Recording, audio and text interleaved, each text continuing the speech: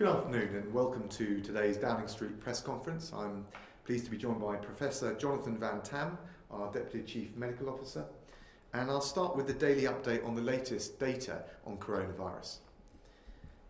2,682,716 tests for coronavirus have now been carried out in the UK, and that includes 100,678 tests carried out yesterday.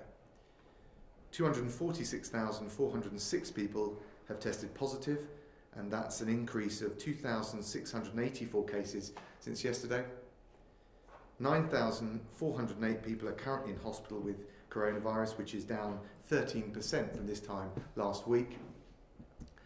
And I'm very sad to report that of those who have tested positive for COVID-19 across all settings, 34,796 have now died.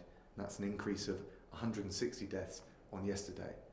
And it goes without saying we offer our condolences to the friends and family of every individual who's passed away during this coronavirus pandemic. This is a challenging time, and as we chart the right course over the weeks and months ahead, our overriding priority remains to save lives, whilst also at the same time preserving livelihoods and allowing people to return over time and as and when it's safe to something resembling a more normal way of living.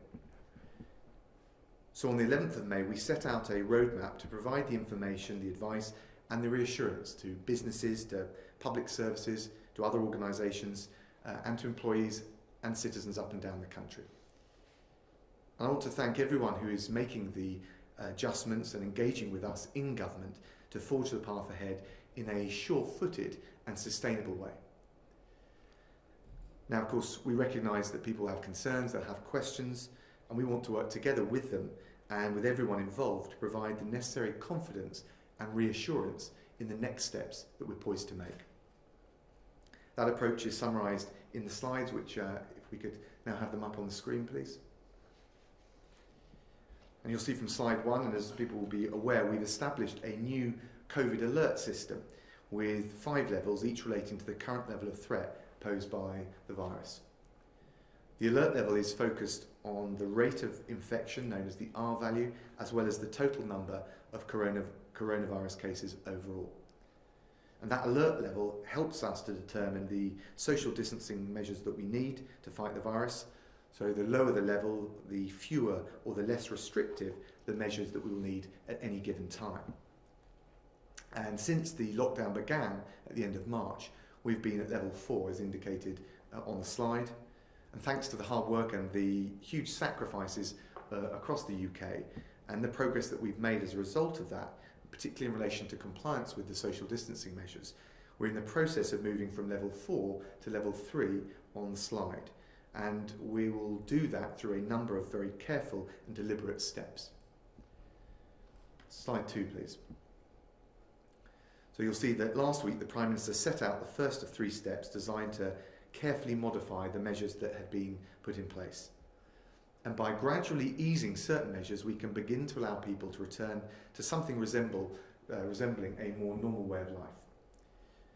The choices we make, what we are asking the public to do and what we're asking them not to do, are designed to avoid the very real risk of a second peak that would overwhelm the NHS and of course risk turning a temporary economic painful moment for the country into permanent damage to the UK economy.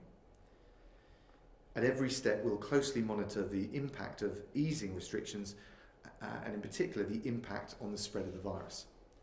And it's only by collecting and monitoring the data that we will be able to take the next step, which is indicated as step 2 on the slides, and that will be no earlier than June the 1st. Now, I understand it's natural for people to question why they can't do one or other thing now, why certain distinctions have been made. But in reality, you have to look at the package of measures as a whole, mindful of the risks to the R level and taking into account the various different economic and social effects combined. So we've adopted a balanced approach guided at all times by the science and, as I said, the overriding need to avoid a second peak that could overwhelm the NHS. Of course, it's true to say that making any changes inherently comes with some risk of spreading the virus compared to simply staying at home. But it's also true that staying in permanent lockdown is itself not sustainable on health grounds or economic grounds. That's why we've only eased measures where it can be done with the lowest risk possible. And that's also why we're watching the impact of every change that we make very closely. I know the last couple of months have been really tough for families, for businesses, for everyone up and down the UK. But it's only by keeping to the plan, sticking to the rules, even including when those rules change, that we will beat coronavirus for good. Slide 3, please. And that's why we've asked people to stay alert, to control the virus, to save lives, as we make changes to the measures in place in England and adjust the government's advice accordingly. Now, for the vast majority of people, that still means staying at home as much as possible.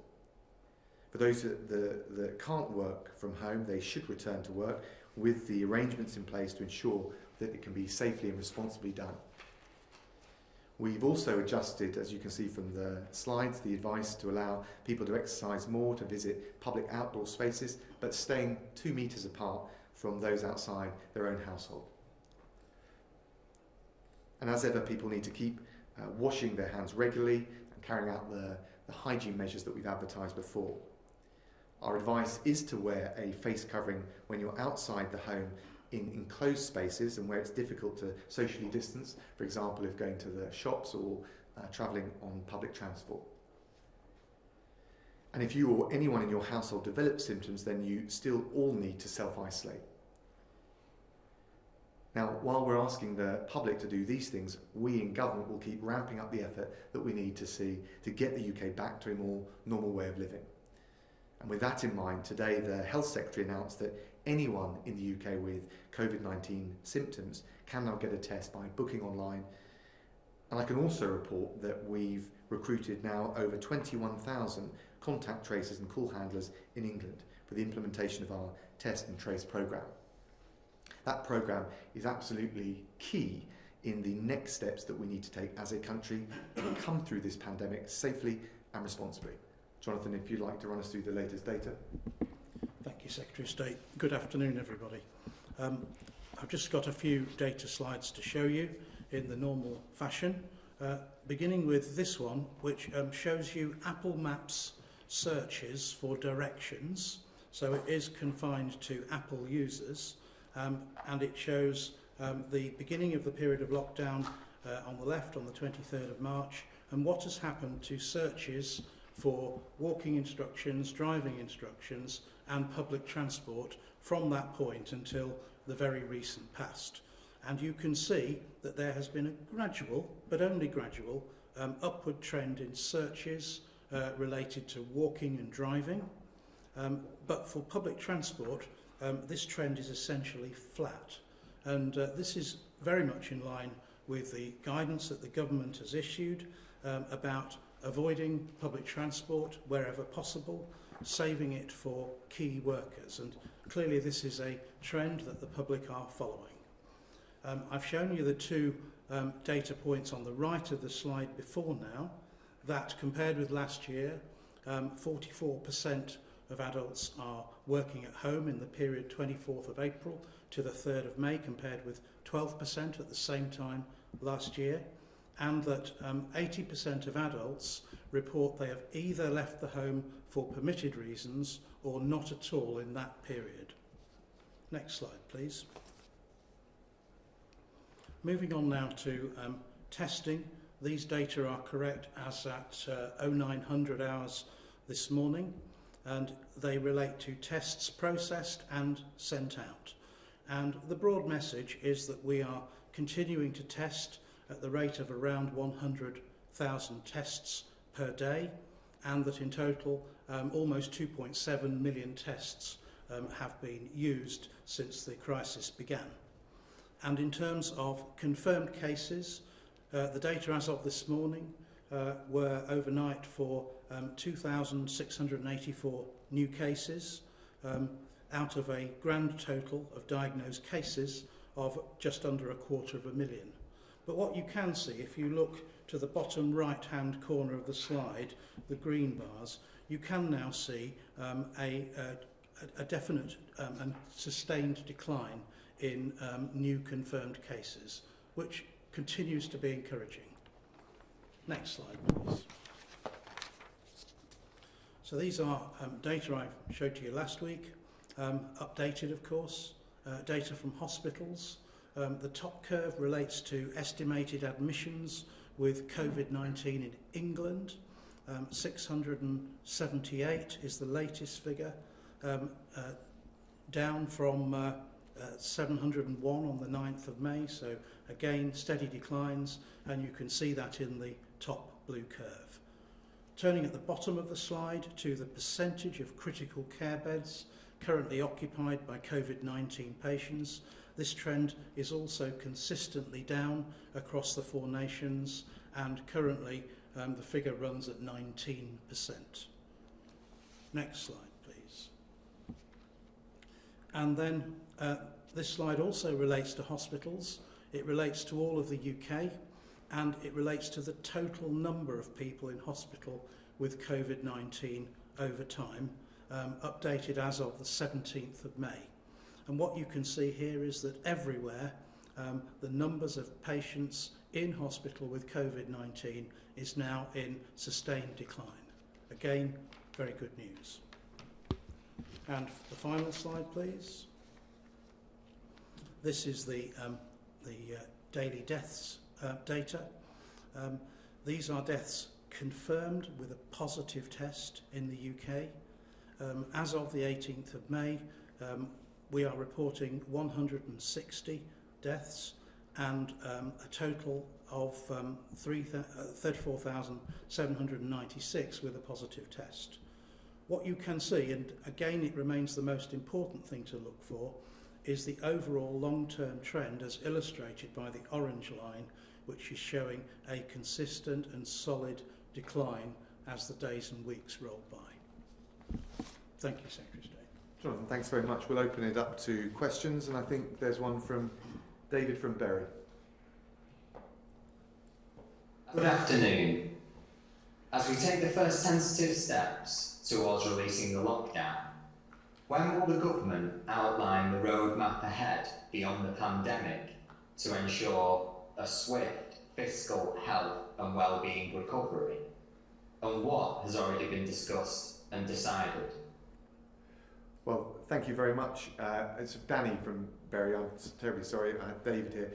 Danny, we've already published over 50-page roadmap to how we rebuild after coronavirus, and that includes the 3 steps that I set out on the slides.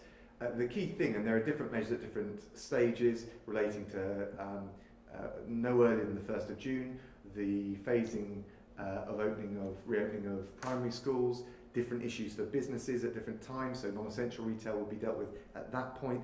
But whether it's the 1st of June or the 4th of July or any subsequent steps, we will only take those decisions and take those measures based on the scientific advice that tells us we can responsibly do so. And I think the worst of all worlds will be to trip up now and to stumble when we've made the progress that the Deputy Chief Medical Officer has set out very clearly. So we'll be guided. We set a roadmap, but it's a conditional roadmap, and we will monitor very carefully based on the changes that we've made over the last week and see what impact that has. And we will assess where the R rate is and the other coronavirus data is before taking any subsequent steps, no earlier than the 1st of June. Jonathan, would you add anything to that? No. Danny, thanks very much. I think there's one from James from Wittering. James asks via text, is the government preparing for a second wave on PPE, ventilators, testing, etc., so all the issues of the first wave won't happen again? Well, I'll let the Deputy Chief Medical Officer comment, but one of the key things that we've said all along is, first of all, that we're going to be very mindful to avoid a second wave. We want to keep the R level down, the rate of transmission down, to avoid that, and we do not want, and we will not sanction measures that where we fear or there's a risk that they would take us above R1. At the same time, when we set out R5 tests for easing the lockdown, and they still in large part apply, one of the key things is that we wouldn't take measures until we're absolutely confident that we've got all of the capacity we need in the NHS. One of the things that we've done, and it has been effective, is we've made sure that at every step the NHS has not been overwhelmed. And in particular, the critical care capacity that Jonathan showed on the slides has not been overwhelmed. And it's not just good enough to do that day by day. We want to make sure that with any steps we take in the future, that remains the case. Jonathan, what would you add to that? Thank you, Secretary of State. So I would add that we're absolutely not hoping not to have a second wave, and that is one of the reasons why we are being so careful about unlocking social distancing one piece at a time, because we absolutely don't want this to get out of control again. However, is it right and proper to prepare for emergencies? Is it right and proper to put ourselves in a good position to be able to deal with an upsurge of cases? Absolutely. And let me emphasise a couple of things here. One is that maybe people are just hoping and praying that this virus will just go away, as indeed I hope and pray it will. But the reality is that certainly until we get a vaccine, and only if we get a vaccine that is really capable of suppressing disease levels, will we ever be what we would call kind of out of this. And so from that perspective, we may have to live and learn to live with this virus in the long term, and certainly for many months to come, if not several years. A vaccine may change that, but we can't be sure we will get a vaccine. The other thing to say is that this virus is a new virus. We don't fully understand it. We don't understand something called seasonality. And one of the things that's very clear, for example, with flu viruses, is that they come in our cold winters, and the levels of transmission and circulation decline over the summer months. Now, the data we have on other coronaviruses, we've looked at very carefully, and it is not clear that these coronaviruses are as seasonal as influenza, but there may be an element of seasonality, and it may well be that the autumn and winter conditions provide a better environment for the virus to then do its work again. So we have to be very cautious about that and plan for these kind of healthcare surges that we hope we don't need, but we want to be ready for them if they happen. Very good, and thank you, James, for your question. We'll open it up to the media now, and I think we've got Fergus Walsh first from the BBC. Fergus, over to you. Thank you. You've just added loss of taste and smell as a key symptom for coronavirus. France advised people back in March that if they lost taste or smell, that they should self-isolate. Hasn't the UK been very slow to act? Jonathan, I think that's probably one for you as... Yes, thank you, Fergus.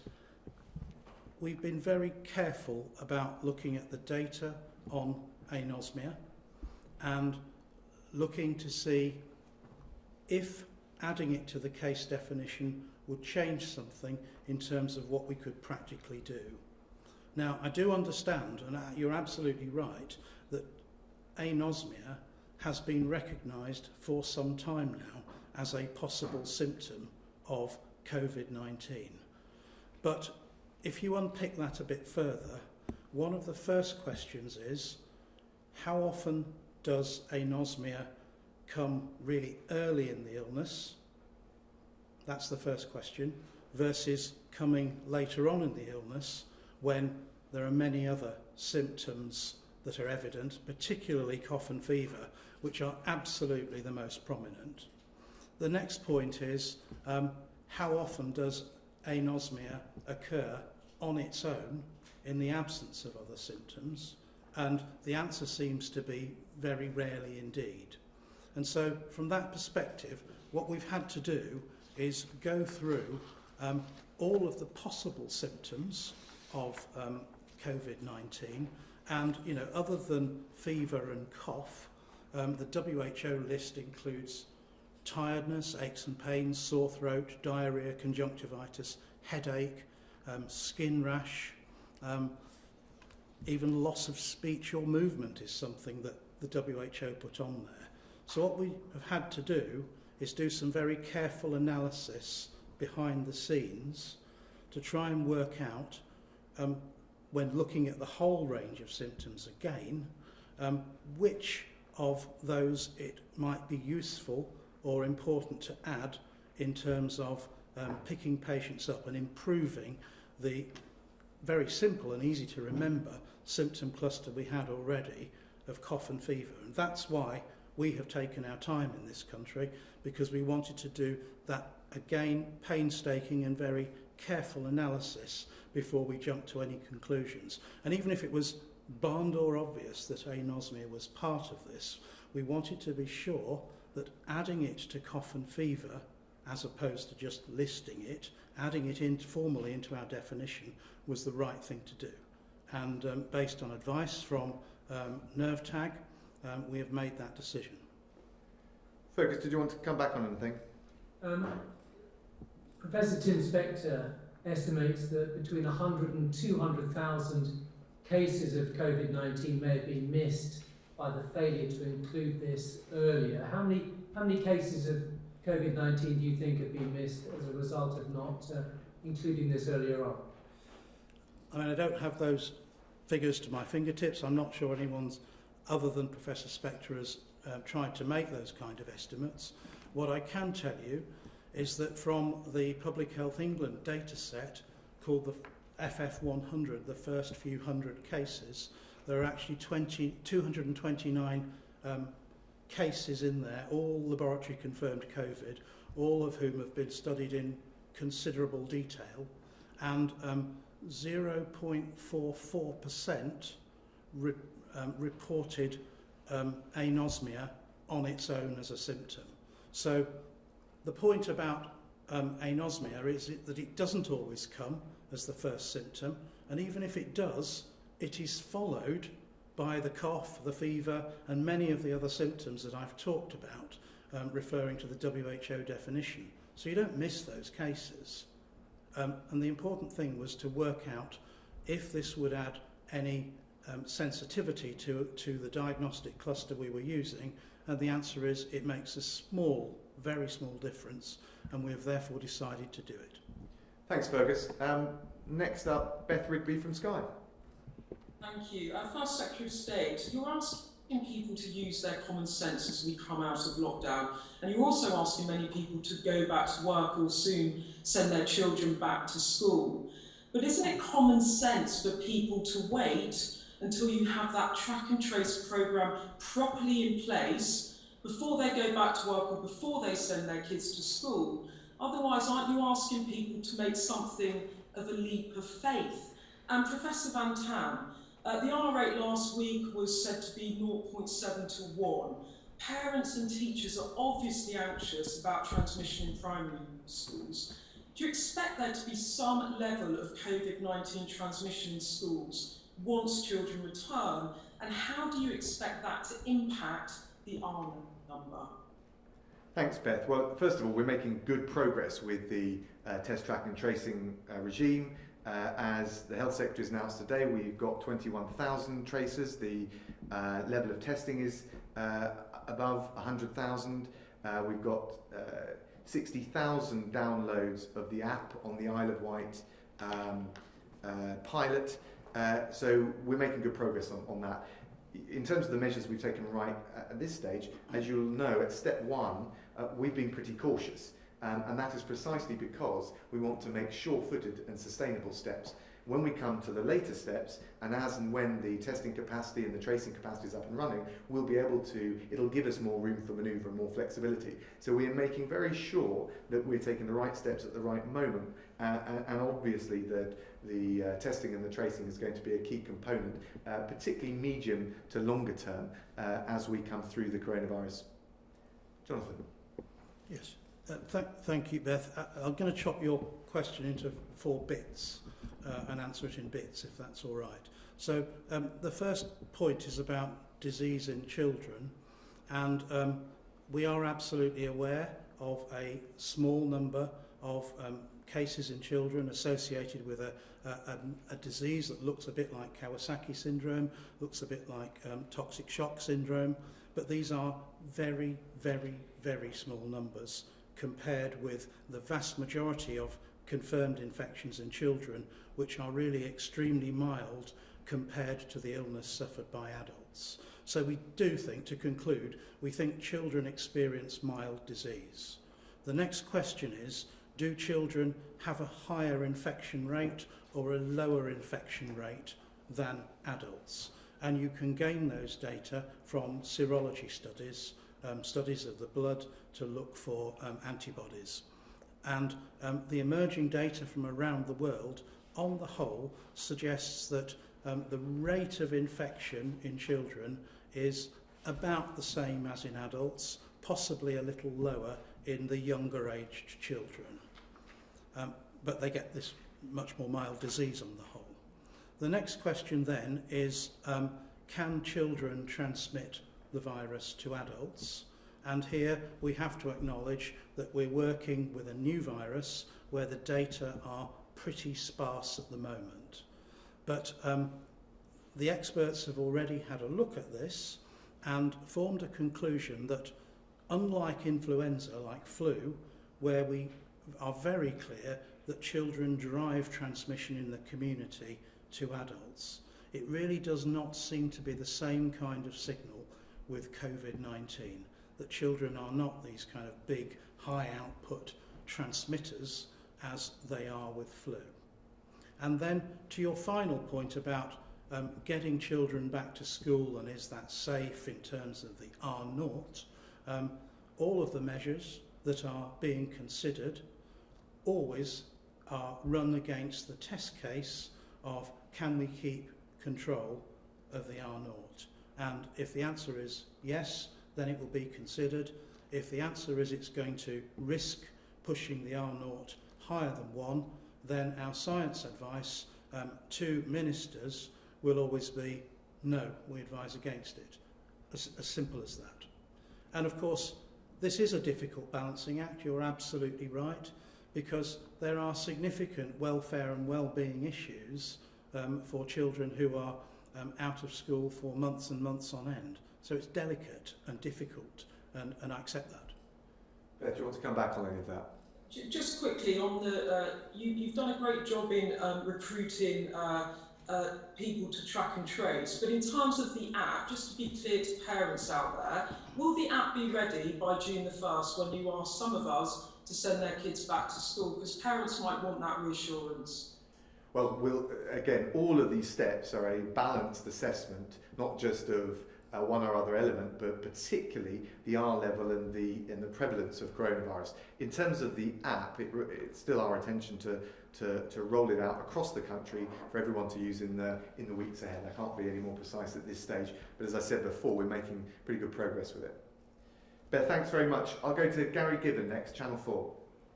Thank you very much. It sounds a bit as though the progress on the app has slipped a bit. We were told to expect it to be rolled out in the middle of May. You're saying you can't say any more than that it will be in the weeks ahead. Given that the app and the testing are two key ingredients to giving people reassurance about going back to work, going to school and the rest of it, are you not worried by that, and also by the fact that some of these tests seem to be coming back really rather late, like sometimes sort of 5 days or something like that? You've missed the opportunity potentially to quarantine someone, haven't you?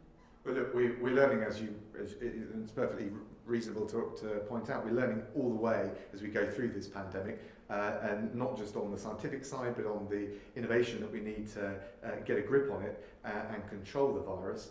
We are making good progress on the testing and on the tracing and on the pilot in the Isle of Wight in relation to the app. And we're going to make sure, and we've always said, of course, that the steps that we might take at what is step 2 on the slides that I just showed out would only ever be taken at the earliest on the 1st of June. So we've not committed ourselves to anything at this point in time. What we're doing is giving a roadmap with maximum conditionality to make sure, both in terms of the measures that we've taken at step 1 and any subsequent measures, we're confident that we can take further sure-footed steps.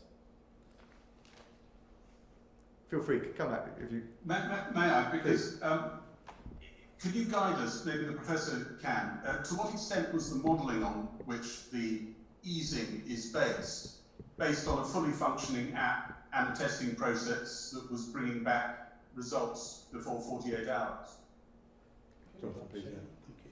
Yes, so I want to be clear that the app is one part of the test and trace system.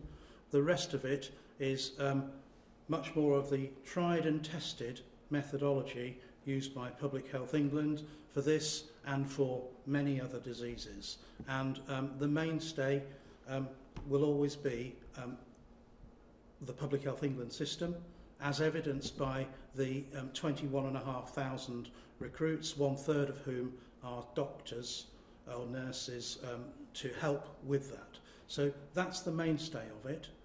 Testing is very much testing for action. We don't do it for the hell of it. It informs action for people either to be reassured that they have a negative result and they don't need to go into self-isolation, or that they absolutely must, and it will inform contact tracing as part of test and trace. It absolutely will. And from that perspective, you are absolutely right that we need to do it bigger and faster, and as fast as we can. And we are sending a clear message as scientists that it needs to be fast, and we have to work as hard as we can to improve the timeliness of the testing system as we go along. Thanks, Gary. And of course, the reality is the further along it is, the more expanded it is, the more flexibility we'll have. So it's not a binary choice, but it's proceeding at pace. Tom Newton-Dunn from The Sun. Foreign Secretary, thank you very much. May I ask about the Health Authorisation resolution tabled today, which Britain is a signatory to? It calls for a review into the international community's response to the pandemic. It doesn't mention anything about getting to the bottom of the origin of it. And it doesn't mention China by name at all. Are you letting China off the hook here, or do you A, want an independent inquiry after all like Australia does, and B, want this inquiry to get to the bottom of the origin of the pandemic? And a question for Mr. Van-Tam as well, please. Jonathan, in your incredibly honest way, as usual, can you update us on how far SAGE has got investigating the double bubble co-joining of two households, and in particular for the over 70s? Should they hold out any hope of you being able to co-join them with their children or grandchildren, or is that unrealistic at this stage? Perhaps now would be a good time to manage their expectations because they're running pretty high. Tom, thanks very much. Well, certainly at the international level, we've been very clear, and we work with all of our partners, including Australia and many others, because we want this review to command the strongest support, because it's more likely to be effective if it does. It's got to be, obviously, it's going to be international. It's got to be credible, which means it's independent and impartial, and it's got to be able to get to the bottom of how it's happened, how the outbreak happened and spread, and critically the lessons that we can learn from future pandemics. John. Yes, so thank you for the question. My mum lives on her own. She hasn't seen her grandchildren for many months, so I appreciate how difficult and stressful this really is for the kind of categories of people that you mention out there, and it is hurting, and it is difficult. SAGE is looking at this at the moment. The matter is under review. It would not be right and proper for me to comment further at this stage, and therefore, with respect, I won't. Tom, do you want to come back on any of that? Just a quick follow-up for Mr. Van-Tam. Completely understand the reasoning there. Perhaps you could offer a bit more guidance on camping, which you did kindly offer to look into last week. If Brits can't go on holiday anytime soon, maybe can they go camping outdoors, not co-joining with anybody safely? Yes, I've had quite a lot of correspondence about that since my appearances last week, as you'd imagine, and I stand ready to give advice to the government on all of those complex issues as and when it asks for it. Very good, thanks Tom. Kate Proctor from The Guardian. Hi, thank you. For the Foreign Secretary, thousands of care workers from outside the European Economic Area are risking their lives working in Britain in care homes in the coronavirus pandemic. These same carers are being asked to pay £625 to use the NHS. In many cases, this is the same service in which they work for. Will the government exempt migrant care workers from this NHS charge, or will they scrap it altogether? And for Jonathan Van-Tam, I wanted to ask what you thought the scientific justification is for introducing a quarantine period now, as opposed to doing it earlier on in March or April, particularly considering the infection rates for other countries in Europe is particularly low. Thanks very much. Well, there's no current plans to make the change that you've described, but we do want, and I know the Home Secretary is very keen to make sure we've got a sensitive immigration system for all those exceptional frontline workers, whether it's in care homes or in the NHS. And we recognise that there are a lot of people who come from abroad that do those jobs and make a huge and valuable and valued contribution to this country. Jonathan? Yeah, so on the question of quarantine, why didn't we do it previously? And we're talking subject to ministerial announcements about maybe doing it now. Well, my recollection is we did do it before, that on the 29th of February, and then I think on the 30th of February, we announced that travellers returning from the hotspot of Wuhan and then Hubei province respectively, when they arrived in the UK, must self-isolate at home for 14 days. And then I believe, and you've caught me on the hop here, I'm afraid, I think it was about 4 weeks later, we made further advice that people returning from northern Italy, initially it was the Lombardy province, then it became northern Italy, and South Korea and Iran, I think. We asked them also on arrival in the UK to go home and quarantine, self-isolate at home for 14 days, that being the potential maximum incubation period of this virus. So I think we have done it before. We did it at a time when the virus activity was concentrated into international hotspots such as Hubei province, South Korea, northern Italy.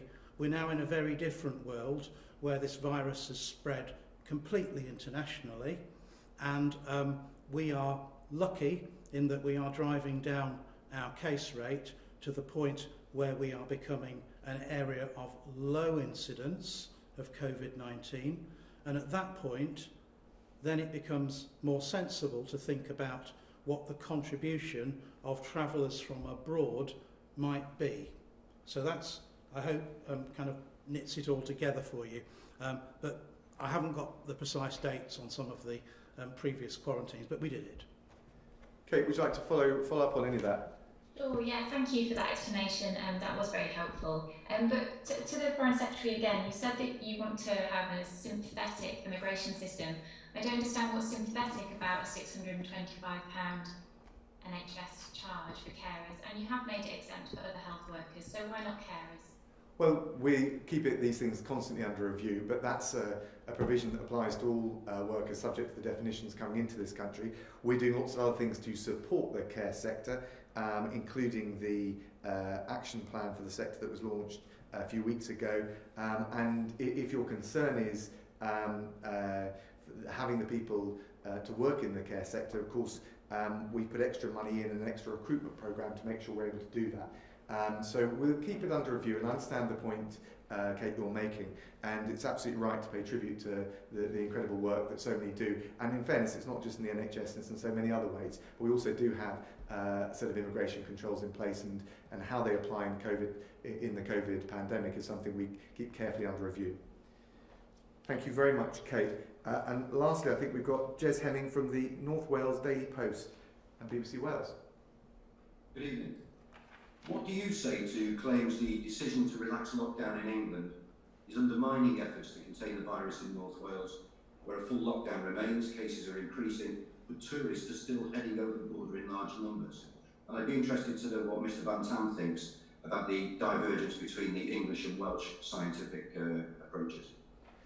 Well, Jez, to start with, we've actually done a pretty good job, all nations in the UK, of adhering to the social distancing measures and getting the incidence and the R level down. That was one of the successful elements of the strategy. We've had, I have to say, very good collaboration with the devolved administrations. I've sat in on COBRA meetings where notwithstanding different either perspectives or slightly different considerations, which will apply in different nations of the UK, we've actually had a UK-wide approach. Equally, we've recognised that given the devolved competencies and given the level of coronavirus in different parts of the UK, there may be different speeds at which the different nations proceed, or even at regional level. And in answer to your question about people from the UK going over to Wales, we've been from England going to Wales, we've been very clear. Anyone that wants to travel, say from England to Wales or any other part of the United Kingdom, needs to be very mindful of the regulations that the relevant devolved administration will have in place. Jonathan, would you like yes, to add anything? so I'll answer my bit of the question. So decisions that are made are always a complex blend of science, politics and practicality.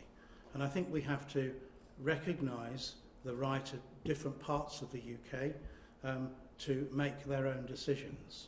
What I would be far more worried about is if there was a separate stream of science driving decisions in Wales, Scotland, Northern Ireland from England, but SAGE absolutely is a committee that advises the whole of the nation in that sense. One of the difficulties with all of these data and working out what's happening is that as you chop the UK into smaller and smaller regions, you don't have as much region-specific data to work with, and the granularity of the picture down at regional level starts to fade. So I think some differences in timing and so forth are to be understood. Jez, would you like to come back on any of that? Yeah, I would. Going back to what you're saying about cooperation with the nations, Wales First Minister Mark Drakeford recently complained that Welsh Government hadn't had a conversation with the UK Government for a week. Is the UK Government simply leaving devolved nations to their own fates? And if not, what assistance is being provided? Well, I don't think that's right at all. If you look at the funding that's been provided to all of the devolved administrations, including the Welsh Executive, I don't think it's true if you look at the amount of PPE that we've helped deliver for nurses and others on the front line. I don't know the last time that any one of the UK government spoke to the Welsh Executive, but what I would say is that this challenge of, as far as we possibly can, steering a UK-wide approach, whilst also recognising the devolved competencies and the fact that judgments and the state of the virus will be different in different geographic parts of the UK, is not unique to the UK. If you look at Italy, that they've experienced that. If you look at I spoke to my German opposite number recently, and he was explaining the different approaches taken in the different Länder states of Germany. It's been true in France. They've done different geographic variations and variables at play. So, but we'll work the best and certainly as best as we can. And certainly there is a huge repository of goodwill, I think, that has been built up on both sides, and certainly from the UK government's point of view, we want to continue that going forward. Please, Jonathan. Could I add something that on the medical side, and I'm only talking about the medical side, I don't recognise the position that you've outlined. My last conversation with the Welsh medical director in teleconference was late last week, and my first one with him will, I expect, be this evening. And I know that our Chief Medical Officer for England is in pretty much daily contact with all of the devolved administration Chief Medical Officers, and that on very many things they act as the 4 CMOs together. Jez, thanks very much for that. Thanks everyone. That brings to a close today's Downing Street press conference. Thank you very much, Jonathan. Thank you.